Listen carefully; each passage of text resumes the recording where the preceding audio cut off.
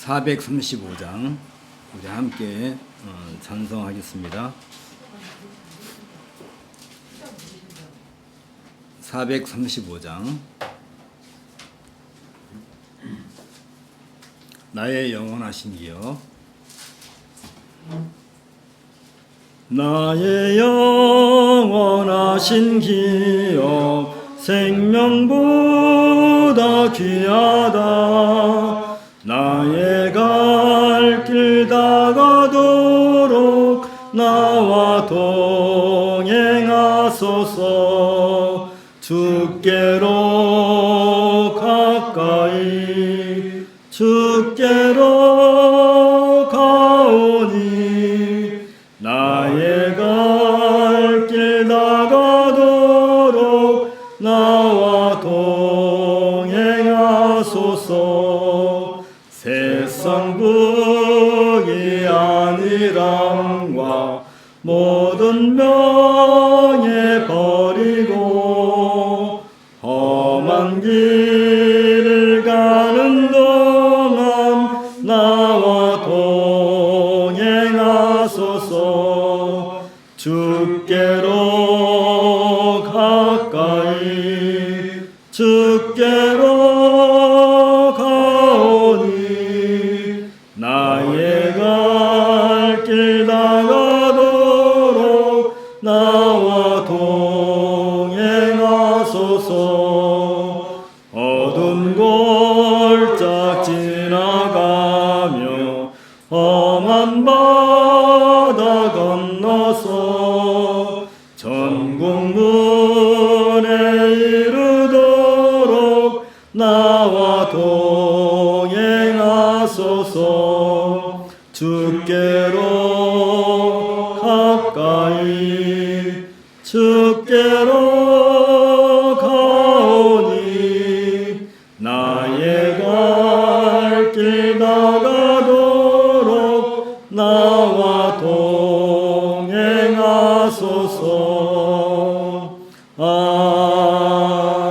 아멘.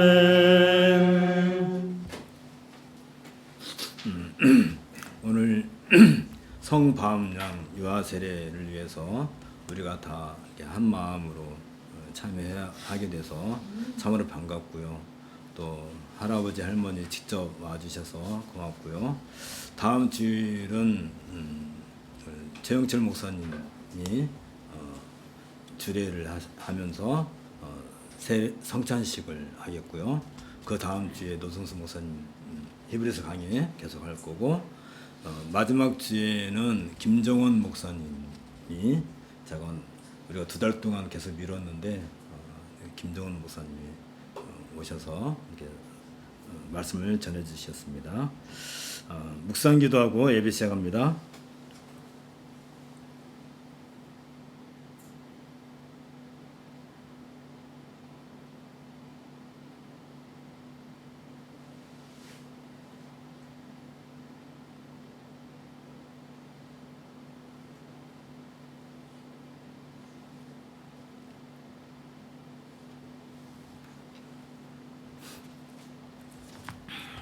자리에서 일어나셔서 예배 순서를 잘 참조하시고 같이 진행하도록 하겠습니다. 우리 마음을 주님께 들어올려 함께 고백합시다. 우리의 도움은 천지를 지으신 여호와의 이름에 있도다. 예배로 부름 같이 하겠습니다. 예수를 죽은 자 가운데서 살리신 이의 영이 너희 안에 거하시면 그리스도 예수를 죽은 자 가운데서 살리신 이가 너희 안에 거하시는 그의 영으로 말미암아 너희 죽을 몸도 살리시리라. 아멘. 함께 기도하겠습니다. 친히 세례의 제도를 제정하시어서 유형의 교회로 주의 자녀들을 모으시고 은혜 언약과 더불어 그리스도에게 접붙여진 것과 중생함과 죄사함을 받음과 새 생명 가운데 행하기 위해서 예수 그리스도로 말미암아 하나님에게 바쳐졌음을 확증하는 표징과 인정으로 삼으신 우리 주 예수 그리스도의 아버지신 하나님, 이로써 주의 자녀들이 그리스도 예수 안에 속해 있음을 표함으로써 우리들이 세상에 속하지 않았으며 하나님 말씀을 따라 그리스도 안에서 하나님을 예배하는 일에 우리를 구별하시고 부르셨사오니 감사와 찬양을 올려옵나이다. 그러므로 우리가 그의 죽으심과 합하여 세례를 받음으로 그와 함께 장사되었나니 이는 아버지의 영광으로 말미암아 그리스도를 죽은 자 가운데서 살리심과 같이 우리로 또한 새 생명 가운데서 행하게 하려 함이라고 바울 사도가 증거한 것과 같이 이제 우리는 그리스도 예수와 연합한 가운데 십자가에서의 죽음과 그 죽음으로부터 부활한 사실을 각성하고 전적으로 삼일째 하나님을 예배하는 일과 성령께서 약속된 은혜를 주심을 따라 살아가게 하시오니 감사를 드리나이다. 우리가 이 복된 그리스도의 죽음과 부활에 참여한 만큼 주께서 우리를 세상으로부터 구별하여 부르신 그 목적을 따라 하나님께서 기뻐하시는 하나님의 자랑스러운 보물답게 살아가며 하나님을 봉사하고 섬기기 위한 제사장으로서 언제나 우리의 삶으로 드리는 예배에 최선을 다하며 우리의 주이신 그리스도 예수의 왕권을 우리들의 삶을 통해 온 세상에 나타나게 하옵소서. 오늘도 주님의 사랑을 받은 자녀들을 이 자리에 부르셨나이다. 주의 복된 자녀들에게 위로와 평강을 주시고 우리들의 예배를 받으시며 즐거워하시고 이 기쁨을 온 세상에 펼치시옵소서. 때를 따라 은혜 받을 자들에게 은혜를 베푸시옵소서. 우리 주 예수 그리스도의 이름으로 기도합나이다. 아멘. 1장 찬송 같이 하겠습니다. 만복의 근원 하나님 온 백성 찬송 드리고 저천사여 찬송하세. 찬송 성부 성자 성령 아멘. 자리에 앉으시고요. 고백으로의 부름. 자기의 죄를 숨기는 자는 형통하지 못하나 죄를 자박하고 버리는 자는 불쌍히 여김을 받으리라. 항상 경외하는 자는 복되거니와 마음을 완악하게 하는 자는 재앙에 빠지리라. 제 고백입니다. 시편 130편 1절부터 4절입니다. 여호와여, 내가 깊은 곳에서 주께 부르짖었나이다. 주여, 내 소리를 들으시며 나의 부르짖는 소리에 귀를 기울이소서. 여호와여, 주께서 죄악을 골려주시는데 주여 누가 자소리이까. 그러나 사유하심이 주께 있으면 주를 경외하게 하심이니이다. 아멘. 죄의 고백을 위한 묵상을 함께 하겠습니다. 묵상 기도하겠습니다.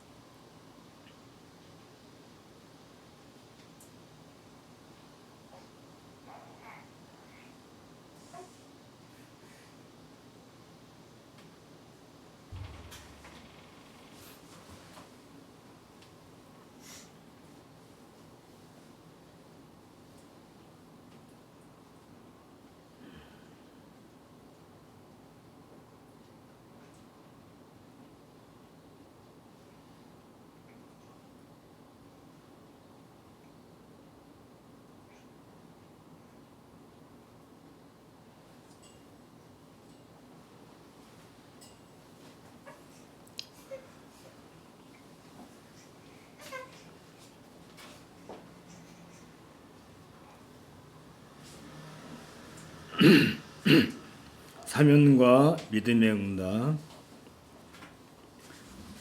우리는 그리스도 안에서 그의 은혜의 풍성함을 따라 그의 피로 말미암아 속량 곧 죄 사함을 받았느니라. 그가 우리를 흑암의 원수에서 건져내사 그의 사랑의 아들의 나라로 옮기셨으니 그 아들 안에서 우리가 속량 곧 죄 사함을 얻었도다. 아멘. 찬송가 12장입니다.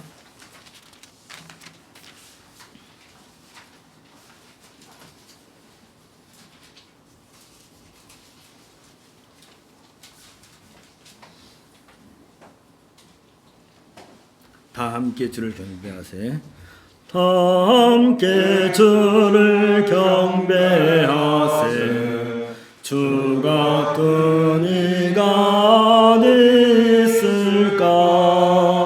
주 앞에 찬양을 드리니 주 성령이여 나를 도우사. 주 기뻐하실 노래 불러서 그 이름 찬양하게 하소서.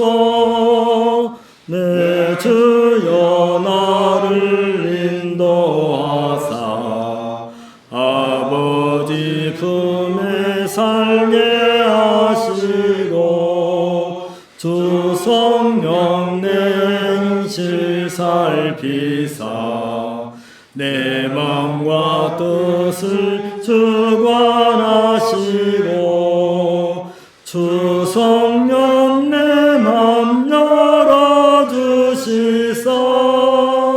참 평화 간직하게 하소서. 주 성령 나를 강화하사 새 노래 나의 맘에 솟으니 참되고 간절한 기도로 다 주께 영광 돌려보내고 주 성령 내 맘 열어주시사 내 주를 찬양하게 하소서. 말할 수 없는 탄식으로 날 위해 친히 간구하시는 주 성령 날 항상 돕나니 이 천한 몸은 주의 것이며 주님의 기업 이을 자임을 나 밝히 알게 하여 주소서.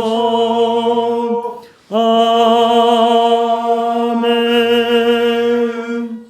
오늘 성경 낭독은 민수기 1장 1절부터 29절입니다.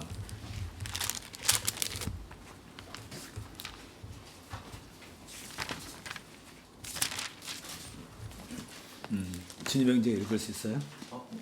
네. 그러면 주님의 형제가 낭독하는 걸로 하겠습니다.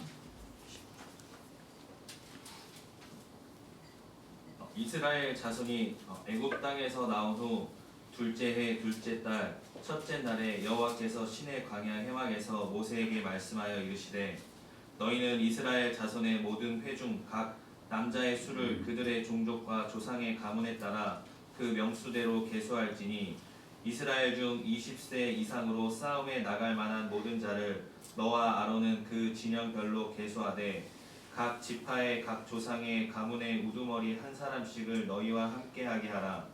너희와 함께 설 사람들의 이름은 이러하니 루벤 지파에서는 스데울의 아들 엘리수리요 시므온 지파에서는 수리사떼의 아들 슬루미엘이요 유다 지파에서는 암미나답의 아들 나손이요 이사갈 지파에서는 수알의 아들 느다넬이요 수불론 지파에서는 헬론의 아들 엘리압이요 요셉의 자손들 중 에브라임 지파에서는 암미훗의 아들 엘리사마요 므낫세 지파에서는 부다셀의 아들 가말리엘이요 베냐민 지파에서는 기드오니의 아들 아비다니요 단 지파에서는 암미사떼의 아들 아히에셀이요 아셀 지파에서는 오그란의 아들 바기엘이요 각 지파에서는 드우엘의 아들 엘리아삽이요 납달리 지파에서는 에난의 아들 아히라인이라 하시니 그들은 회중에서 부름을 받은 자요 그 조상 지파의 지휘관으로서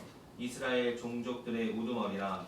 모세와 아론이 지명된 이 사람들을 데리고 둘째 달 첫째 날에 온 회중을 모으니 그들이 각 종족과 조상의 가문에 따라 20세 이상인 남자의 이름을 자기 계통별로 신고하매 여호와께서 모세에게 명령하신 대로 그가 시내 광야에서 그들을 계수하였더라.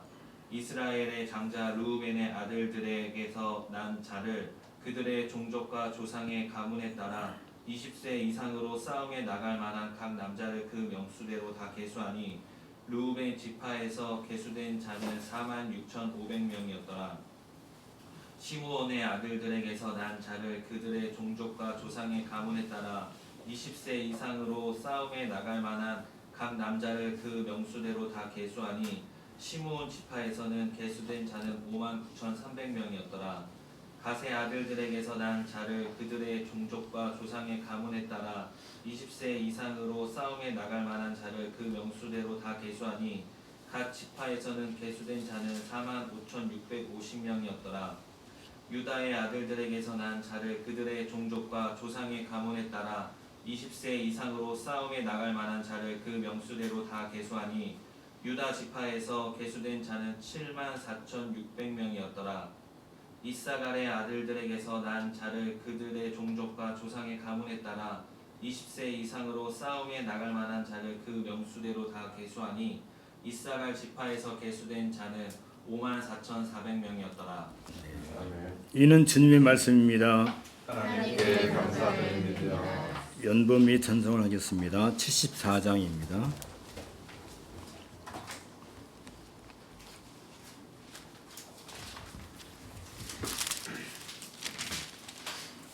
오 만세 반석이신 오 만세 반석이신 주리 하나님 저창조 이전부터 또 영원하도다 한없는 영광 중에 그 보좌 있으니 큰 환난 풍파에도 날 지켜주시네 인생 사는 것이 뜬 구름 같으며 저 푸른 동산 아래 꽃송이 같도다 분리의 이슬 같고 잠소의 꿈같이 이 세상 모든 영광 곧 사라지도다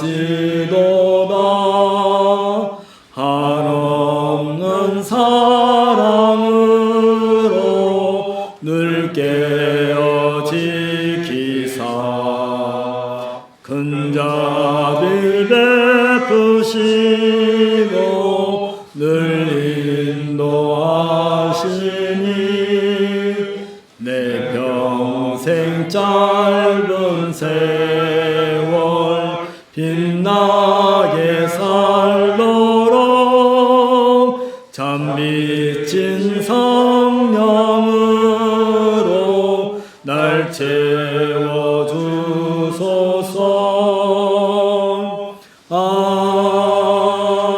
아멘. 함께 기도하겠습니다. 모든 믿는 자에게 의를 이루기 위하여 율법의 마침이 되시며 친히 흘리신 피로써 죄를 위한 대속이나 만족을 완전하게 이루심으로써 주의 택하신 자들을 몸된 교회로 접어져 주시고 거짓 종교로부터 구벌하여서 모든 죄악을 씻으시되 정결케 하시고 진노의 자식에서 하나님의 자녀로 중생케 하신 우리 주 예수 그리스도의 아버지신 하나님, 이로써 우리가 하나님의 자녀가 되었다는 표징으로 인을 지시되 우리 마음을 새롭게 하시어 모든 이로로 마음 가득 채우시고 우리의 옛사람을 벗어버리고 새 사람으로 우리에게 옷 입혀 주시오니 우리 아버지신 하나님과 성자 예수님과 성령 하나님의 은혜에 감사와 영광을 올려드리옵나이다. 자비로우시고 공의로우신 하나님께서는 그의 아들을 보내셔서 불순종의 죄를 범한 사람의 본성을 취하여 바로 그 동일한 본성으로 죄값을 다 치르도록 그리스도의 가장 지독한 고난과 죽음에 의해서 죄의 형벌을 짊어지게 하셨나이다. 심지어 우리의 죄와 허물을 그 아들 예수 그리스도에게 씌우셨으며 또한 재촉으로 인하여 정죄를 받아 마땅한 우리에게 가장 완전한 사랑으로 그 아들을 우리를 위해 죽음에 내어 주셨나이다. 그리고 마침내 그 아들을 통해 우리가 불멸과 영생을 얻도록 우리의 의로움을 위해 그 아들을 부활시키셨나이다. 뿐만 아니라 그리스도 예수께서 행하신 모든 공로와 우리를 대신하여 행하신 수많은 거룩한 사역들을 우리에게 전가해 주셨사오니 감사를 드리나이다. 하나님의 사랑이 우리에게 이렇게 나타난 바 되었으니 하나님이 자기의 독생자를 세상에 보내시면 그로 말미암아 우리를 살리려 하심이라. 사랑은 여기 있으니 우리가 하나님을 사랑한 것이 아니요 하나님이 우리를 사랑하사 우리 죄를 속하기 위하여 화목제물로 그 아들을 보내셨음이라고 요한 사도가 증거한 것처럼 우리가 하나님으로부터 의롭다함을 얻게 된 것은 전적으로 하나님께서 우리에게 베푸신 사랑 때문임을 고백하나이다. 우리의 이 복된 구원이 전적으로 그리스도 예수로 말미암아 주어졌음에도 불구하고 우리에게는 아직도 하나님 앞으로 나아가는 일에 주저함이 많고 하나님을 의지하는 것보다는 여전히 자신이나 다른 피조물을 의지하려고 하는 불신앙적인 형태를 버리지 못하고 있음을 불쌍히 여겨 주옵소서. 우리를 불쌍히 여기시고 우리가 성령으로 믿음을 따라 의의 소망을 기다리노니 그리스도 예수 안에서는 할례나 무할례나 혈육이 없으되 사랑으로서 역사는 믿음뿐이라는 말씀에 의지하여 언제나 우리가 주이신 그리스도 예수의 고난과 죽음을 기억하며 살게 하옵소서. 전능하시고 자비하신 우리 아버지신 하나님, 하나님께서는 친히 사랑하시는 아들 예수 그리스도의 피를 통하여 우리와 우리의 자녀들의 모든 죄를 용서하심을 감사드리고 찬양하옵나이다. 주께서는 주의 성령을 통하여 우리를 하나님의 독생자의 지체로 받아주시고 하나님의 자녀로 양자 삼아주셨나이다. 이제 우리를 주의 성령으로 항상 다스려 주시고 참으로 그리스도에 연합된 성도로 경건하게 살게 하시고 우리의 유일한 구세주이신 그리스도의 다스림을 받고 순종하게 하시오며 죄와 마귀와 모든 악한 세력들을 상대로 용감하게 싸우고 승리하게 하옵소서. 오로지 유일하시고 참되신 하나님만을 찬양하고 높이게 하옵소서. 바라옵기는 이 복된 구원의 반석 위에 아직도 이르지 못하고 참여하지 않고 있는 사람들에게 구원의 소식이 널리 전파되어서 저들로 하여금 살아계시고 영원하시고 역사를 주관하시는 하나님 앞에 모두가 나아와서 하나님을 경배하고 찬양하게 하옵소서. 또한 우리가 이 복된 그리스도의 몸된 교회에서 가르치고 고백하는 참된 말씀의 교리를 우리들의 삶 속에서 정직하게 드러내어서 여전히 어둠 가운데서 갈 길을 몰라 헤매고 있는 우리 이웃들을 옳은 길로 인도할 수 있도록 하옵소서. 또한 비록 이 일이 우리들에게는 힘들고 때로는 고통스럽다 할지라도 세상을 다스리시는 왕과 제사장의 사명을 수행할 수 있도록 은혜를 주옵소서. 여전히 세상은 불평등하고 불신과 구조적인 악으로 말미암아 많은 사람들이 고통을 받고 있나이다. 또한 코로나19 팬데믹으로 말미암아 수많은 사람들이 목숨을 잃거나 경제적인 고난을 당하고 있나이다.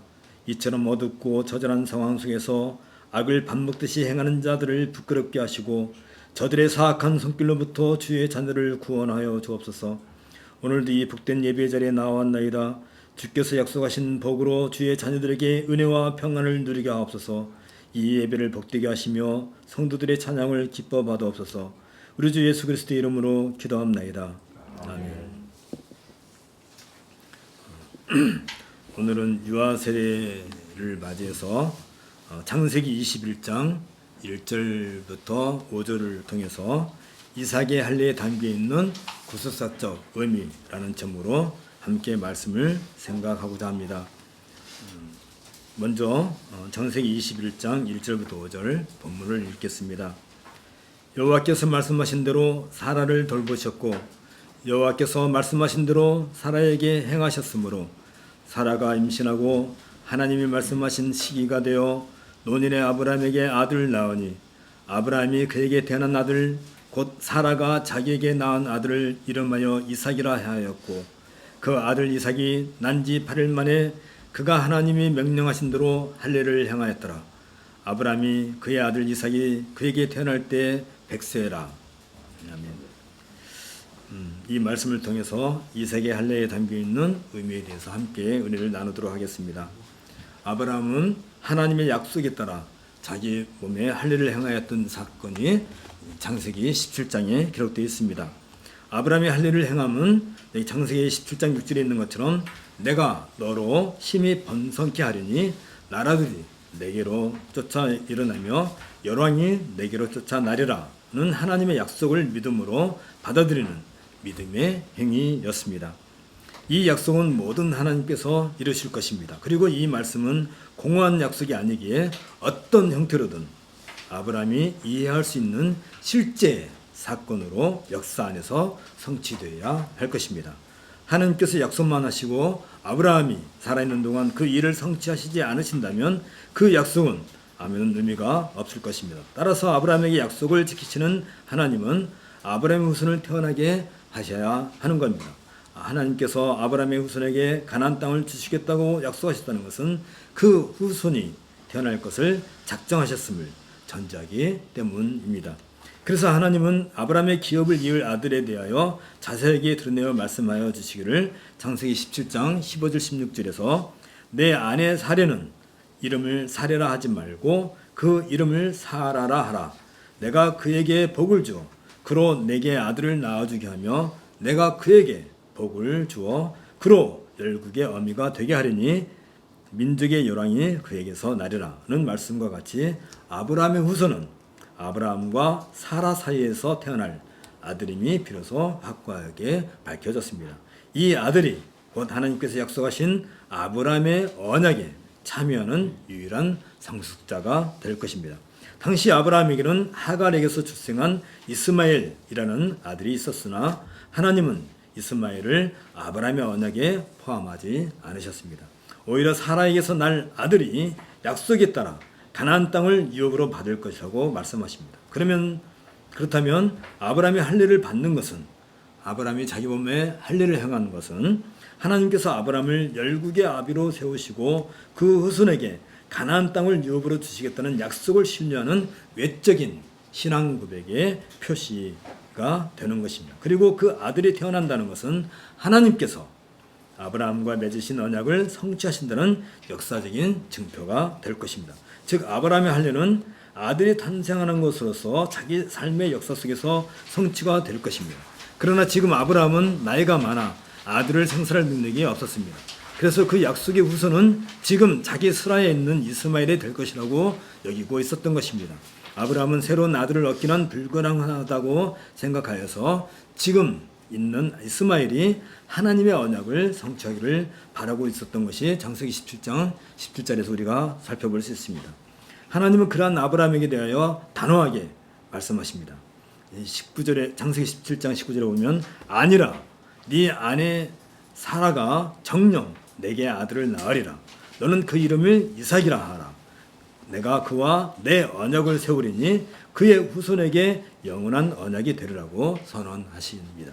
그리고 이어서 내 언약은 내가 명년이라는 말은 내년이죠. 내년 이 기한에 사라가 내게 낳을 이삭과 세우리라고 새로운 사실을 약속해 주셨습니다. 여기서 하나님과 아브라함 사이에 맺은 언약, 다시 말하면 창세기 12장 1, 2, 3절에 있는 그 언약이 성취될 것을 예표하는 아브라함의 할례와 장차 하나님께서 아들 이삭의 언약을 새롭게 체결하시겠다는 약속에 따라서 이삭의 할례를 받는 것과는 그 의미가 상당히 차이가 있음을 우리는 발견하게 됩니다. 먼저 아브라함이 받은 할례의 의미에 대해서 함께 생각해 보고자 합니다. 아브라함은 자신이 열국의 아비가 되고 그 후손이 가나안을 유업으로 받을 것이라는 약속을 믿고 자기 몸에 할례를 행하였습니다. 그리고 그 약속이 이루어질 것을 상징하는 할례를 아들 이삭이 출생하게 됨으로써 실질적으로 성취되기에 이르렀습니다. 여기서 아브라함의 할례는 아들 이삭을 얻게 됨으로써 하나님의 언약이 성취될 것을 신뢰하는 신앙의 표시인 것입니다. 따라서 이삭이 출생하는 것으로 아브라함의 할례는 일종의 완성된 의미를 가지게 되는 것입니다. 반면에 하나님은 이삭과 새롭게 언약을 갱신하시겠다고 말씀하십니다. 물론 그 언약의 내용은 아브라함과 맺은 언약의 내용과 다를 바가 없습니다. 창세기 17장 8절에 있는 것처럼 내가 너와 내 후손에게 너의 우구하는 이 땅 곧 가나안 일경으로 주어 영원한 기업이 되게 하고 나는 그들의 하나님이 되리라는 내용은 서로 일치하지만 이미 아브라함은 아들 이삭의 출생을 통해서 그 약속이 성취되고 있음을 바라보고 있는 것입니다. 그러나 아직 이삭에게는 그 약속이 성취된 것은 아니었습니다. 때문에 아브라함에게 있어서 이삭이 출생하고 하나님께서 이삭과 언약을 갱신하시기까지 발생한 일련의 사건들은 매우 의미심장한 일들로 우리에게 보여주고 있는 것입니다. 창세기 18장에서는 하나님께서 직접 사라에게 아들을 낳을 것이며 그 아들이 아브라함의 후사가 될 것이라고 말씀하십니다. 그리고 창세기 19장에서는 그동안 아브라함 밑에서 성장한 조카 롯의 신변에 큰 위험이 닥치게 됩니다. 그 일에 대해 하나님은 친히 아브라함에게 보여주셨고 아브라함은 만민에게 복을 전달할 증보자로서 소돔과 고모라에 임할 하나님의 심판을 어떻게든지 처리시키기 위하여 간절히 간구합니다. 하나님은 이미 사회적으로 공의가 사라진 소돔과 고모라를 심판할 수밖에 없음을 아브라함에게 이해시키고 떠나가셨습니다. 이 일을 통해서 아브라함은 하나님께서 자기를 어떻게 대우하시는가를 잘 알 수 있었습니다. 아브라함이 인간의 편에서 중보 기도를 할 수 있었고 하나님께서 아브라함을 그처럼 높이 대우하신 것은 참으로 경이로운 일이 아닐 수 없을 것입니다. 어쩌면 서자 이스마엘에 이어서 아브라함의 상속권을 받을 수 있었던 조카 롯이 스스로 아브라함을 떠남으로써 결국 아브라함의 상속자는 하나님께 약속하신 대로 사라에게서 장차 태어날 아들 이삭이라는 사실이 여기에서 우리는 더 분명해진 것을 확인할 수 있습니다. 그런데 창세기 20장에서는 사라에게서 이삭이 생산되는 일에 심각한 위험이 닥쳐오게 됩니다. 그것은 그랄 땅 왕 아비멜렉이 사라를 빼앗아 가버린 일이었습니다. 이 일로 인하여 아브라함과 사라 사이에서 생산되어야 할 아들 이삭의 출생이 현실적으로 위기를 맞이하게 됩니다. 그렇다면 하나님께서 아브라함과 맺으신 언약이 파괴되고 말 것입니다. 뿐만 아니라 사라에게서 이삭이 출생하지 않는다면 아브라함이 그 약속의 성취를 믿고 할례를 받았는데 그 할례마저도 무음해지고 말 것입니다. 이처럼 언약이 파괴될 위기 속에서 하나님은 아비멜렉에게 꿈으로 계시하여서 사라를 아브라함의 품에 돌려주도록 하셨습니다. 이 일은 아브라함에게 있어서 하나님의 언약을 신뢰하게 하는 중대한 경험이 되었을 것입니다. 하나님은 아브라함과의 언약을 성취하시기 위하여 역사 속에서 일하시고 있음을 이러한 일련의 사건을 통해서 우리에게 보여주고 있습니다. 나아가 아브라함의 상속자는 유일하게 이삭이 되어야 할 것을 명확하게 하기 위해서 하나님은 먼저 아브라함의 주위 인물들 중에서 후사가 될 서열 속에 들어있는 사람들을 아브라함과 하나씩 분리시켜 나가십니다. 그리고 언약이 성취되어가는 과정에서 아브라함과 사라의 신변에 심각한 위기가 직면하게 되었을 때 하나님께서 능력으로 그 위기를 극복시켜 주십니다. 이것이 하나님께서 그의 백성을 인도하신다는 증표입니다. 따라서 아브라함은 그러한 일련의 사건들을 보면서 언약을 성취하시기 위해서 일하시는 하나님을 친히 바라볼 수 있었습니다. 그리고 아브라함이 받은 할례는 그와 같이 역사 속에서 실제적인 하나님의 구원 능력을 체험하게 하는 사인으로, 증표로 남아있는 것입니다. 이제 이삭이 받은 할례의 의미를 한번 같이 생각해 보도록 하겠습니다. 하나님의 약속대로 아들 이삭이 출생하게 되고 아브라함과 맺은 언약에 따라 하나님께서 제정하신 할례를 생후 8일 만에 이삭에게 행하게 됩니다. 창세기 21장에 나와 있습니다. 여기에서 아브라함이 아들 이삭에게 할례를 행하는 것은 아브라함이 자기 몸에 할례를 행한 것과 다른 의미가 있음을 우리는 보게 됩니다. 아브라함의 할례는 아들 이삭이 출생하는 것으로 하나님께서 아브라함에게 말씀하신 약속이 성취되고 있음을 보여주는 증표와 같았다 한다면, 반면에 하나님은 이제 새롭게 이삭을 상대하여 아브라함과 맺으셨던 언약을 갱신하고 계십니다. 따라서 지금 이삭의 할례를 받는 것은 창세기 17장 21절에 있는 것처럼 내 언약은 내가 명년 이 기한에 사라가 내게 낳을 이삭과 세우리라고 하신 하나님의 말씀이 성취된다는 의미를 가지고 있습니다. 그러므로 지금 이삭의 할례를 받는 것은 이 말씀에 따라 아브라함의 언약을 하나님께 친히 이삭과 다시 체결하신다는 예식임을 우리는 알게 됩니다. 창세기 17장 8절에 있는 것처럼 내가 너와 내 후손에게 너의 우구하는 이 땅 곧 가나안 일경으로 주어 영원한 기업이 되게 하고 나는 그들의 하나님이 되리라 는 아브라함에게 말씀하신 약속은 이제 이삭을 통해서 성취될 것입니다. 그리고 실제적으로 이후부터 모든 역사의 중심이 아브라함에게서 이삭에게로 넘어가고 있음을 보게 됩니다. 그 대표적인 사건이 아브라함에게서 하갈과 이스마엘을 축출하는 사건입니다. 창세기 21장에 보면 이삭이 자라서 젖을 떼는 날에 이스마엘이 이삭을 희롱하는 일이 발생합니다. 이 일로 하나님은 하갈과 이스마엘을 아브라함의 기업에서 영원히 제거하라고 말씀하십니다. 이렇게 함으로써 실질적으로 이삭이 아브라함의 진정한 상속자로서 그리고 역사의 주인공으로 등장하게 됩니다. 뿐만 아니라 이 사건에서 하나님은 중대한 선언을 하십니다. 창세기 21장 11절에 있는 것처럼 이삭에게서 나는 자라야 내 씨라 칭할 것임이라 는 말씀이 바로 그것입니다. 하나님은 이미 아브라함의 후손에게 가나안을 유업으로 주고 그들의 하나님이 되시겠다고 약속하셨습니다. 그러나 여기에서 하나님은 이삭에게서 난 자라야 진정한 아브라함의 후손으로서 하나님의 기업을 받게 될 것과 하나님은 그들의 하나님이 되실 것이라고 선언하십니다. 아브라함에게서 난 자들이 모두 언약의 대상으로서 아브라함의 씨가 아니라 이삭에게서 난 자만이 언약의 대상으로서 아브라함의 씨, 곧 후손이 된다는 것입니다. 따라서 하나님께서 아브라함과 맺으신 언약은 이삭을 통해서만 진정한 법적 효력을 발생하게 됩니다. 이삭을 통하지 않고서는 아브라함의 언약은 아무런 실효를 갖지 않는다는 의미인 것입니다.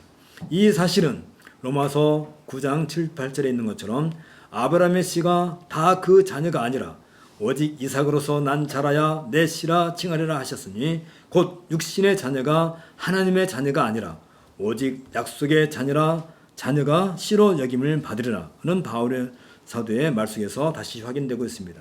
아브라함이 자기의 기업을 잇기 위하여 하갈에게서 이스마엘을 생산한 것은 어쩌면 인간의 생각일 것입니다. 그러나 하나님은 아브라함의 생각처럼 아무나 하나님 나라의 유업을 이을 수 없다는 사실을 명확하게 여기서 선언해주고 계십니다. 하나님의 나라는 하나님의 권능과 통치에 의해 세워지고 진행되어야 합니다. 그래서 하나님은 한 아들을 태어나게 하시어 그를 통하여 하나님의 나라를 세워가겠다고 아브라함에게 말씀하신 것입니다. 그러한 하나님의 계획을 성취하시겠다는 하나님의 의지가 이삭의 할례 속에 담겨 있습니다. 그러므로 아브라함은 하나님께서 그 일을 이루실 것을 바라고 믿음으로써 자기 몸의 할례를 행하였고 이제 이삭이 태어나 할례를 받게 된 것은 하나님께서 주권적으로 그 나라를 세워가신다는 의지의 표현이 그 안에 담겨 있는 것을 알게 됩니다.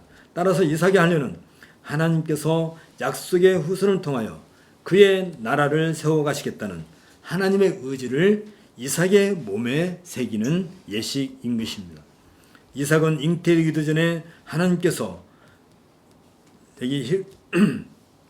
히브리서 11장 17절 19절에서도 우리가 참고할 수 있는데 내가 너와 내 후손에게 너의 우구하는 이 땅 곧 가나안 일경으로 주어서 영원한 기업이 되게 하고 나는 그들의 하나님이 되리라는 하나님의 약속을 상식하기로 되어 있는 약속을 받은 자로 태어난 것입니다. 그러므로 이삭의 할례는 하나님께서 이삭을 통하여 그 언약을 성취하셨다는 증표가 됩니다. 반면에 이스마엘이 하나님 안에서 아브라함 안에서 할례를 받았음에도 불구하고 이 약속에서 제거되어야만 하는 사실을 우리는 이해할 수 있게 됩니다. 그것은 할례의 유효성 때문입니다. 하나님께서 제정하신 제도로서 할례는 그 자체의 고유한 의미를 가지고 있을 뿐만 아니라 효력도 가지고 있는데 할례를 받은 사람과 받지 아니한 사람과는 현저한 차이가 있다는 의미인 것입니다. 이스마엘은 아브라함 안에서 할례를 받았습니다. 그리고 유일한 상속자였습니다. 적어도 이삭이 출생하기까지는 그랬습니다. 그러나 엄밀한 의미에서 볼 때 아브라함의 할례는 이삭의 출생을 예표하는 할례적 그런 의미가 있고 따라서 그 할례의 주인공인 이삭이 출생함으로써 아브라함의 할례는 실제적으로 성취됨과 동시에 그 효력 또한 이삭에게로 상속되었습니다. 이로써 아브라함의 역할이 끝나고 새로운 역사의 증거로 탄생한 이삭에게 모든 초점이 맞춰져야 하는 것입니다. 이런 의미에서 엣 시대의 할례에 속한 이스마엘은 새 시대의 할례를 받은 이삭 앞에서 물러나야 했던 것입니다. 이삭의 할례에서 나타나는 하나님의 적극적인 의지를 또한 우리는 살펴볼 수 있을 것입니다. 새 시대의 인물 이삭이 받은 할례는 장차 하나님의 일을 성취하기 위한 예표로서 아브라함이 받은 그 시대 할례와는 전혀 다른 의미를 가지고 있습니다. 이삭이 받은 할례는 이미 아브라함과 맺은 언약을 하나님께서 주권적인 의지를 가지고 성취하셨다는 의지의 표현이기 때문에 그렇습니다. 이런 목적을 위해서 하나님은 이삭이 출생할 것이라고 말씀하셨고 이삭을 통하여 다시 아브라함과 맺은 언약을 갱신하시게 됩니다. 하나님께서 갈대우르에서 아브라함에게 계시하심으로써 분명하게 드러내신 구원의 역사를 이끌어 가실 것이라고 아브라함에게 말씀하셨던 이 약속은 이제 다름이 아닌 이삭을 통해 성취될 것입니다. 이처럼 이삭은 하나님의 일을 성취하기 위해서 하나님으로부터 난 약속의 아들이었습니다. 신약에서 이삭을 가리켜서 갈라디아서에 보면 약속의 자녀, 또 성령을 따라 난 자, 그리고 자유하는 여자의 아들이라고 부르고 있는 것도 그러한 이유 때문입니다. 반면에 이스마엘에 대해서는 육체를 따라 난 자 혹은 계집종의 아들이라고 부르고 있습니다. 여기에서 우리는 할례가 가지고 있는 또 하나의 의미를 발견하게 됩니다. 그것은 하나님께서 아브라함에게 약속하신 언약은 이제 이삭의 할례를 계승한 이삭의 후손들을 통해서 성취해 나가신다는 의미입니다. 따라서 이후부터는 이삭이 받은 할례를 따라 할례를 받지 않으면 하나님께서 경영하시는 구원의 역사와는 아무런 상관이 없게 되는 것입니다. 바꾸어 말한다면 할례를 받음으로써 구원의 역사에 참여하게 된다는 피동적인 의미가 아니라 이미 구원의 역사에 참여하기로 하나님의 약속을 따라 난 아브라함의 아들이기 때문에 그 당위성 때문에 이삭은 할례를 받게 된다는 것입니다. 이런 점에서 하나님께서 그 약속의 자녀를 통해 구원의 역사를 이루시겠다는 주권적인 의지로 하나님께서 약속의 아들로 태어난 사람에게 표를 인치신 것이 할례라는 의미가 포함된 것을 우리가 알게 됩니다. 그러면 할례를 받는다는 것은 이미 약속의 자녀로 태어난 사람으로서 그의 삶을 통하여 하나님의 구원 의지가 적극적으로 발현된다는 의미를 갖게 되는 것입니다. 이런 의미에서 신약의 세례는 하나님께서 세례받은 자를 통하여 그의 나라를 성취해 나가신다는 의지의 표가 되는 것입니다. 특히 유아 세례에 그 정신이 잘 나타나 있습니다. 유아 세례를 받는 어린아이는 아직 신앙 고백을 할 만한 인식이 없음에도 불구하고 부모가 신앙 고백을 대신함으로써 하나님의 자녀가 되었음을 교회가 공적으로 선언하고 그 표로서 세례를 주게 됩니다. 그럴 때 이 유아 세례는 하나님께서 이 아이를 약속의 자녀로 인을 쳐주셨다는 의미를 담고 있습니다. 따라서 하나님께서 이 아이를 성장시켜서 하나님 나라의 의로운 일꾼으로 세우실 것이라는 사실을 교회가 공적으로 증거한다는 의미를 가지게 됩니다. 마찬가지로 이 아이는 세례를 받음으로써 하나님과 자녀가 된 것이 아니라 세례를 받는 이 아이는 하나님의 약속의 자녀로 태어났고 하나님 나라의 백성으로서 중대한 사명을 지니고 있다는 의미에서 교회가 세례를 베풀게 되는 것입니다. 그러기 위하여 우리가 여전히 죄의 종으로 있는 동안에는 하나님의 의지를 구현할 수 없기 때문에 하나님은 우리를 자유의 세계로 옮겨주셨습니다. 다시 말하면 우리의 신분이 사탄의 교율에 빠져 죄의 오염 속에 갇혀 있는 종의 신분이었지만 그리스도의 속죄 사역으로 말미암아 자유인의 신분으로 변화되었던 것입니다. 고린도후서 5장 17절에 있는 것처럼 그런즉 누구든지 그리스도 안에 있으면 새로운 피조물이라 이전 것은 지나갔으니 보라 새 것이 되었도다는 바울의 선언은 우리가 여전히 사탄의 손 아래에 있는 것이 아니라 이제는 전혀 다른 세계에 들어와 있음을 잘 말해주고 있습니다. 여기에서 새로운 피조물이란 우리가 새 사람으로 변종이 되었다는 말이 아닙니다. 이 말은 우리가 새로운 세상 곧 사탄이 더 이상 억압할 수 없고 사탄의 세력에 전혀 구애받지 아니하는 새로운 세상의 질서에 속하였다는 의미인 것입니다. 따라서 우리는 사탄의 눈치를 보지 않고 죄의 오염과 재축으로부터 자유로워져서 자유롭게 우리의 인격을 발휘할 수 있게 된 것입니다. 전에는 우리가 죄에 얽매여 있어서 우리의 이성적인 활동에 있어서 정상적인 상태가 아니었습니다. 그래서 하나님을 정당하게 인식하거나 대우하지 못하였고 우리의 인격조차 비정상적으로 표현되었습니다. 그러나 이제 중생하게 됨으로써 그러한 제약과 부패와 오염에서 벗어나 우리의 인격을 정상적으로 발휘할 수 있는 자리로 옮겨지게 되었습니다. 이것이 칭의에 담겨있는 정신입니다. 그리고 이제부터는 하나님과 교통할 수 있는 위치에서 그 자리에까지 오르게 됨으로써 하나님의 창조 질서를 회복하고 그 목적을 완수할 수 있게 되었습니다. 이것이 상화의 정신에 담겨 있는 의미입니다. 이러한 자리에 서서 하나님의 자녀로서 신분을 공적으로 확인하고 선포하는 예식이 바로 세례인 것입니다. 이 세례는 새로운 존재로 태어남을 상징하는 그런 의미가 담겨 있습니다. 특별히 이러한 세례의 의미는 출애굽하는 이스라엘 백성들에게 행하도록 하신 할례에서도 잘 나타나 있습니다.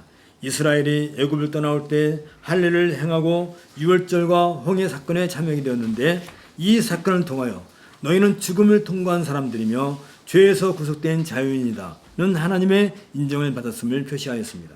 이스라엘이 애굽 땅에서 할례를 받은 것은 그들이 더 이상 파라오의 종이 아니고 하나님의 백성이라는 각성을 하고 유월절과 홍해 사건을 통과한 후에 약속의 땅 가나안에 들어가 장차 있을 하나님 나라의 건설에 참여하기 위함이었습니다.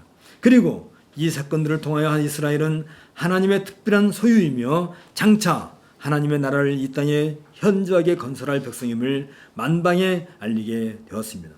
특히 유월절과 홍해 사건을 통하여 하나님은 이스라엘이 다시는 파라오의 종으로 돌아가지 못하게 하셨습니다. 하나님이 이스라엘 민족의 눈앞에서 파라오와 그의 군대를 철저하게 심판하시고 괴멸하심으로써 그동안 이스라엘을 억압하던 압제의 세력이 철저하게 깨어졌음을 보여주셨습니다. 다시 돌아가 보았자 애굽에서는 아무런 희망이 없다는 사실을 명확하게 보여주셨습니다. 그렇게 함으로써 다시는 이스라엘을 억압할 세력이 없을 것이며 이스라엘은 자유인으로서 현저하게 하나님의 나라를 건설하고 그 특징으로 제사장 나라의 백성으로서 하나님 나라의 문화를 세워가도록 하셨던 것입니다. 여기에서도 분명하게 나타나는 것은 이스라엘 백성들의 할례를 행한 것은 그들이 아브라함 후손들임을 각성하게 하기 위함이라기보다는 또 다른 의미가 그 안에 담겨 있는 것을 우리가 보게 되는데 그들이 비록 400년 동안 파라오의 종으로 있었다 하더라도 그들은 여전히 아브라함의 후손이었고 이스라엘 민족이었습니다. 따라서 그러한 신분을 깨닫도록 하기 위하여 피를 흘리며 몸의 할례를 행하라고 하실 필요는 없었을 것입니다. 오히려 하나님께서 그들에게 할례를 행하도록 하신 것은 그들로 하여금 하나님의 나라를 세우게 하는 막중한 구속사에 참여하도록 하나님께서 부르시고 그들을 하나님의 군대로 구별하여 인을 지시기 위함인 것을 우리는 보게 됩니다. 그리고 이스라엘의 하나님께서 아브라함에게 약속하신 언약을 성취하기 위해 특별히 세상과 구별된 사람들로서 그리고 약속의 후손들로서 하나님께서 세상에 보내신 사실을 표시하기 위하여 이스라엘 백성들을 빠짐없이 몸의 할례를 행하도록 한 것입니다. 그러므로 이스라엘 백성들이 자기 몸의 할례를 하였다는 것은 너희는 진정한 하나님의 백성으로서 자유인이기 때문에 그 신분에 알맞게 살아라고 하신 세례의 정신을 항상 그 마음에 담기 위함인 것을 우리는 알게 됩니다. 그리고 이 정신은 오늘날 세례에서도 마찬가지로 나타납니다. 우리가 성부와 성자와 성령의 이름으로 세례를 받았다면 이러한 의미에 따라 하나님의 의와 나라를 구현함으로써 우리에게 바라시는 시대적인 요청에 부응하여 이 세대에게 주어진 우리의 사명을 완수해야 할 것입니다. 이것이 우리가 존재하는 의미와 가치를 가장 잘 드러낼 수 있는 모습일 것입니다. 출애굽한 이스라엘 백성들이 또다시 애굽으로 돌아갈 수 없는 것처럼 세례를 받은 사람은 다 사탄의 전홍으로 돌아갈 수 없습니다. 갈라디아서 5장 1절에 있는 것처럼 그리스도께서 우리로 자유케 하려고 자유를 주셨으니 그러므로 굳세게 서서 다시는 종의 멍에를 매지 말라는 바울 사도의 권고는 우리가 또다시 어두운 과거로 돌아가서는 안 된다는 점을 경고하고 있습니다.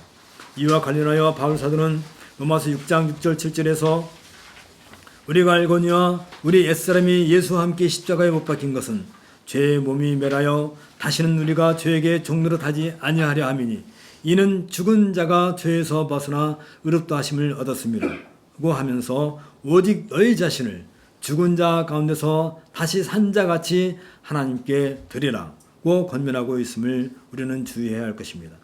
여기에서 드리라는 이 파리스템이라는 말은 헌신하다 그런 의미를 가지고 있습니다. 우리가 죽어 있을 때에는 우리 전 인격과 생명을 죄에게 다 맡기고 죄가 하라는 대로 따라 살 뿐이었습니다. 그러나 이제 그리스도 안에서 다시 살았으므로 우리 자신을 기꺼이 하나님께 헌신할 수 있게 되었습니다. 헌신한다 또는 헌상한다 이 말은 하나님께서 언제든지 사용할 수 있도록 내 자신을 내어놓는다, 디스플레이 한다는 그런 의미를 가지고 있습니다. 결국 세례는 바로 이렇게 자기 자신을 하나님께 헌상한 사람에게 교회가 공적으로는 베푸는 예식인 것입니다. 이처럼 자유인으로서 그리고 약속을 따라 난 자로서 하나님께서 자기를 헌신한 그 사람을 사용하시어 구원의 사역을 성취하기로 하나님께서 교회의 이름으로 인을 지치고 영원한 하나님의 나라로 받아들이기로 한 증표가 세례인 것입니다. 하나님은 바로 이러한 성도를 위하여 하나님의 나라를 세워가시고 드러내시는 것입니다. 이러한 사람을 가리켜 성경은 신령한 사람이라고 합니다. 이 신령한 사람은 고린도전서 2장 12절에 있는 것처럼 우리가 세상의 영을 받지 않냐고 오직 하나님으로부터 온 영을 받았으니 이는 우리로 하여금 하나님께서 우리에게 은혜로 주신 것들을 알게 하려 하심이라는 말씀처럼 성령으로 말미암아 태어났고 영적으로 세상과 하나님의 일을 분별하여 자기 존재의 의미를 완수하는 사람인 것입니다. 하나님께서는 우리가 이러한 성도들이 되기를 바라고 계십니다. 함께 기도하겠습니다. 우리를 어두운 가운데서 불러내어 그리스도의 복된 생명의 나라로 들어가게 하시려고 하나님의 소유로 삼으시고 구별하여 내시어 제사장 나라의 백성으로 그리스도와 함께 이 세상을 다스리며 살아가기를 기뻐하시는 우리 주 예수 그리스도의 아버지신 하나님, 바벨탑 사건 이후로 제각기 자신의 소신대로 살아가고 있는 사람들 가운데서 하나님께서는 갈대 우르에서 아브라함을 불러내시고 새로운 민족의 조상으로 세워주셨나이다. 그리고 그 약속을 친히 하나님께서 성취하시겠다는 의미로 아브라함에게 할 일을 행하게 하시고 약속의 증표로 삼으셨나이다. 그리고 하나님은 아브라함의 언약을 계승하기 위하여 이삭을 준비하시고 이삭의 할 일을 통하여 새로운 민족을 통하여 제사장 나라를 세우시겠다는 자신의 의지를 이 할례에 명백하게 새겨 놓으셨나이다. 이제 우리는 이러한 하나님의 뜻을 본받아 세례를 행하되 무엇보다도 이삭이 받은 할례에 담겨있는 의미를 본받아 더욱더 하나님의 나라를 세워가기 위해 부름받았다는 사실을 따라서 살아가게 하옵소서. 우리 주 예수 그리스도의 이름으로 기도합나이다. 아멘.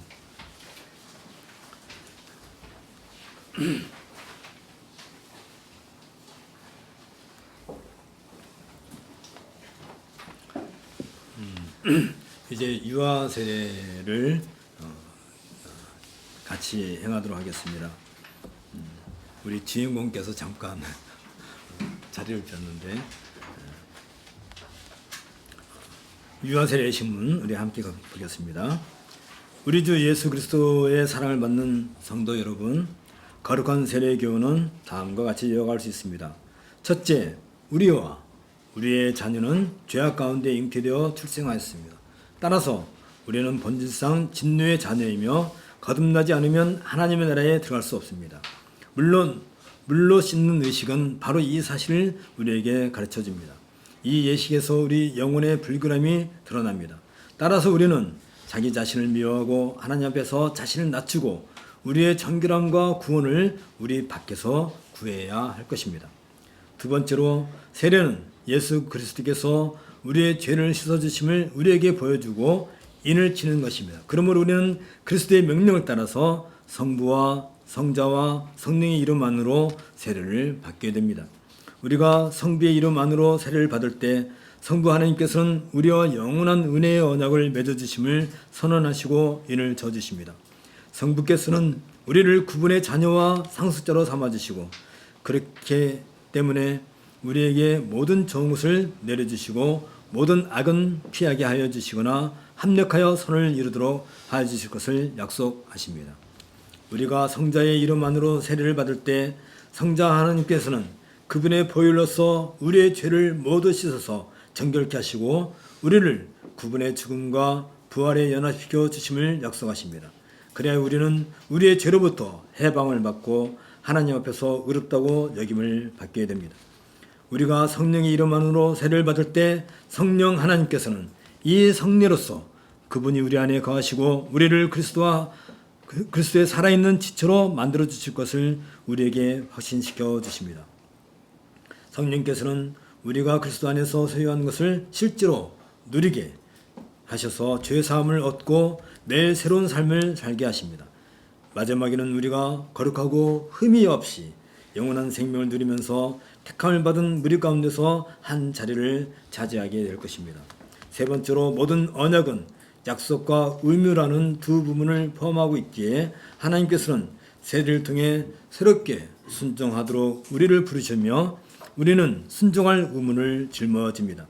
즉 우리는 이 한 분 하나님 곧 성부, 성자, 성령 하나님께 붙어 있어야 하며 그분을 신뢰하고 우리의 마음과 목숨과 뜻과 힘을 다하여 그분을 사랑하여야 합니다. 또한 우리는 세상을 버리고 우리의 옛 본성을 죽이며 하나님을 경외하는 삶을 살아야 합니다.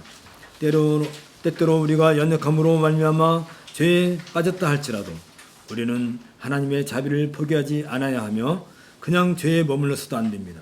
그것은 세례가 하나님께서 우리와 맺으신 영원한 언약의 인이고 온전한 신뢰할 만한 증언이기 때문입니다. 비록 우리의 자녀들이 이 모든 것을 이해하지 못한다고 하더라도 우리는 그것 때문에 이들을 세례해서 배제해서는 안 될 것입니다. 마치 그들이 알지 못하면서도 아담이 받은 정죄에 참여한 것처럼 그들이 알지 못하여도 그들은 그리스도 안에서 은혜로 하나님의 자녀로 입양되었습니다. 하나님께서는 모든 믿는 자의 조상인 아브라함에게 내가 내 언약을 나와 너와 내 대대 후손의 사이에 세워 영원한 언약으로 삼고 너와 내 후손의 하나님의 되리라고 말씀하셨습니다. 이것은 또한 우리와 우리의 자녀에게도 내려주시는 말씀입니다. 베드로 사도도 동일한 말씀으로 이 약속은 너희와 너희 자녀와 모든 먼데 사람 곧 주 우리 하나님이 얼마든지 부르시는 자들에게 하신 것이라고 선포하였습니다. 그러므로 하나님께서 옛 언약 아래에서는 아이들에게 할 일을 베풀 것을 명령하셨는데 이것은 언약의 인이며 믿음의 의에 대한 인입니다. 그리스도께서도 어린아이를 안으시고 손을 얹어 복을 주셨습니다. 이제 새 언약 아래에서는 할 일 대신에 세례를 제정하여 주셨으므로 어린아이들도 하나님 나라와 그분의 언약의 상속자로서 세례를 받아야 하는 것입니다. 아이들이 성장함을 따라서 부모는 그들의 세례가 의미하는 바를 깨달아 알도록 가르쳐줄 의무가 있습니다. 이 성례를 위하여서 하나님의 영광이 나타나고 우리의 믿음이 굳세어지고 교회가 세워지도록 하기 위하여 이제 주님의 거룩한 이름으로 함께 기도하겠습니다. 전능하고 영원하신 하나님, 주님께서는 주님의 의로우신 심판에 따라서 믿지 않고 회개하기를 거부하는 세상을 홍수로 심판하셨으나 믿는 너와 그의 가족은 주님의 크신 자비로 구원하여 주시고 보존하여 주셨나이다. 주님께서는 강팍한 바로와 그의 백성은 홍해에 수장시키셨으나 주님의 백성 이스라엘은 그곳을 마른 땅으로 걸어 나오게 하심으로써 세례를 예표하여 주셨나이다. 이제 주님의 무한하신 자비를 의지하여 기도하오니 주님의 이 아이에게 은혜를 베풀어 주시어 주님께서 사랑하시는 아들이신 그리스도께 성령으로 접붙여 주시기를 간구하옵나이다.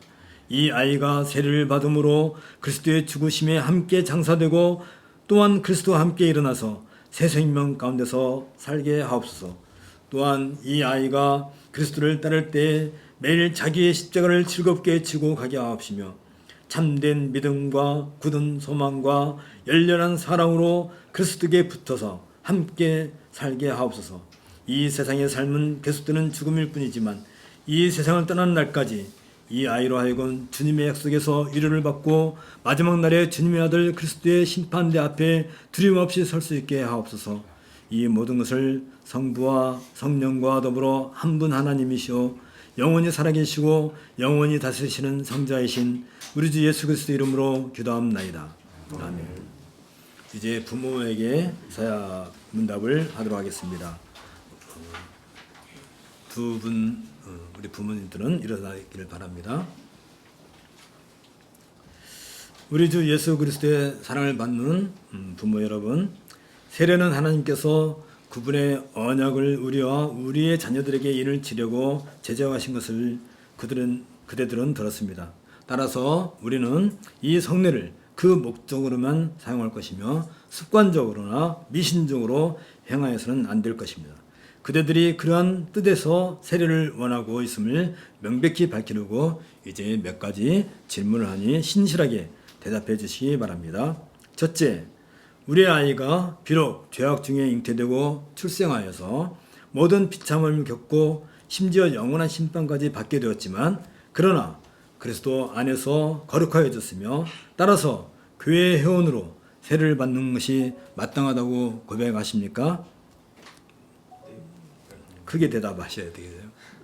둘째, 그대들은 사도신경에 요약되어 있고 여기에 있는 이 그리스도의 교회에서 가르치는 구약과 신약의 교훈이 구원을 위한 참되고 완전한 교훈이라고 고백하십니까? 네, 고백합니다. 셋째, 그대들은 부모로서 이 아이가 성장함을 따라서 그대들의 힘을 다하여 주님의 교양과 훈계로 이 자녀를 교육하고 교육받게 하며 또한 친히 사람의 본분을 이 아이에게 보이기를 힘쓰며 이 아이를 위해 함께 기도하기로 약속하십니까?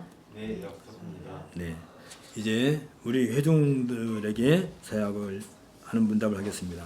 사역하기 위해서 증인된 우리 회중들은 다 자리에서 일어나시기 바랍니다.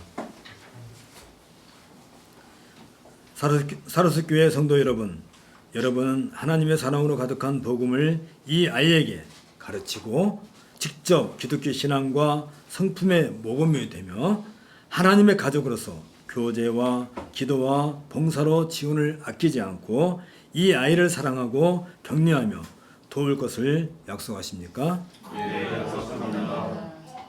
이제 바움에게 세례를 베풀도록 하겠습니다.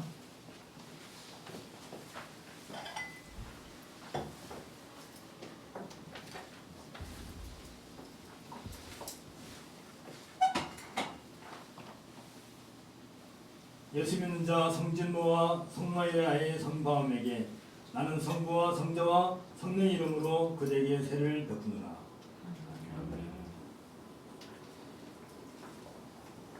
함께 기도하겠습니다. 전능하시고 자비로우신 하나님 아버지, 주님께서 사랑하시는 아드님 예수 그리스도의 보혈로 우리의 죄와 우리 자녀의 모든 죄를 용서하여 주시고 주님의 성령으로 주님의 독생자의 지체로 삼아주시고 주님의 자녀로 삼아주심을 감사하고 찬양하옵나이다. 또한 이 사실을 세례를 통하여 인을 져주시고 확정하여 주심을 감사하옵나이다. 주님의 사랑하시는 아드님을 통해 비우나니 이 아이를 주님의 성령으로 계속 다스려 주셔서 이 아이가 기독교 신앙과 하나님을 경외하는 가운데서 양육을 받게 하시고 주 예수 그리스도 안에서 자라고 강건하게 하여 주옵소서. 주님께서 이 아이와 우리 모두에게 보여주신 아버지와 같은 선하심과 자비하심을 이 아이로 하여금 깨닫고 고백하게 하옵소서. 우리의 유일한 선생이시오 왕이시며 대제사장이신 예수 그리스도 아래에서 이 아이가 순종하며 살게 하여 주시고 죄와 마귀와 그의 모든 통치에 대항하여서 용감하게 싸우고 승리하게 하옵소서. 그리하여 이 아이가 아버님과 사랑하시는 아드님 예수 그리스도와 성령님 곧 유일하고 참되신 하나님만을 영원히 찬양하고 높이게 하여 주옵소서. 우리 주 예수 그리스도의 이름으로 기도합나이다. 이제 공포합니다.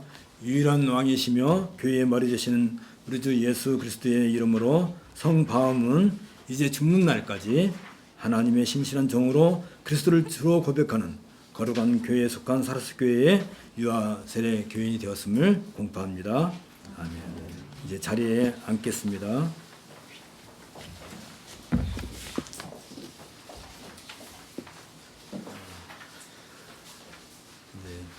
유아세를 마쳤고 또다시 일어나셔서 이제 마지막 우리 예배 하도록 하겠습니다. 다 다시 일어나셔서 35장 찬송하겠습니다.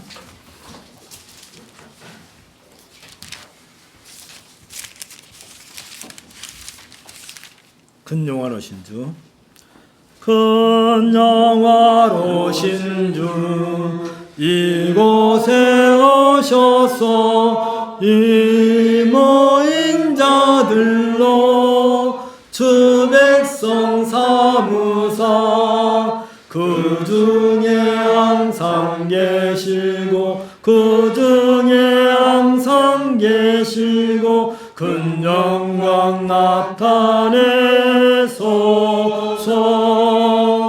이 백성 기도와 또 예물 드림이 향내와 같으니 곧 받으옵소서. 주 예수 크신 복음을 주 예수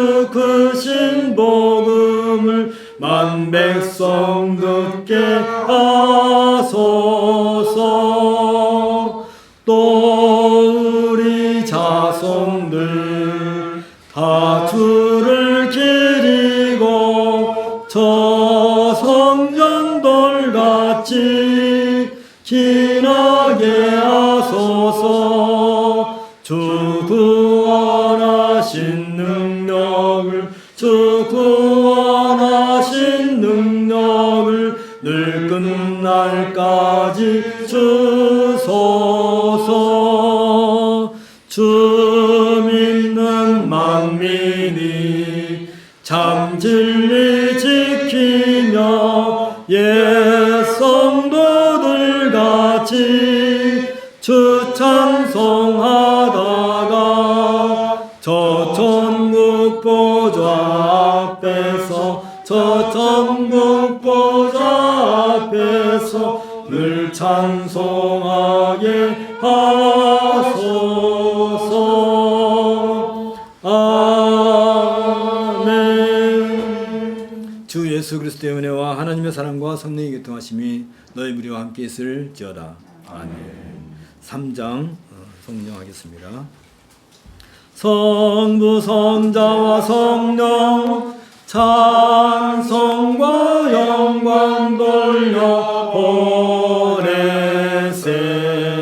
태초로 지금까지 또 영원 무궁토록 성삼위께 영광 영광.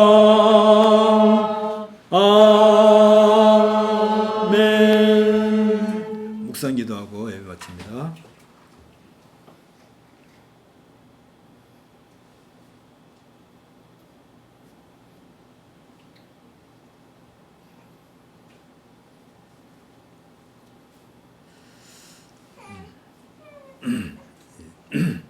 예배 마쳤고요.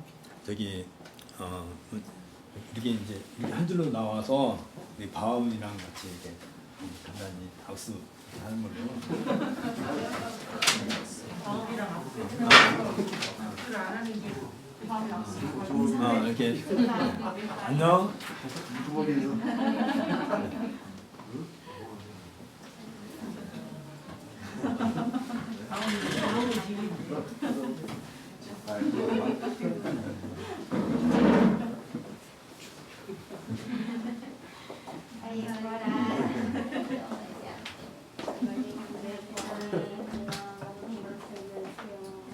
한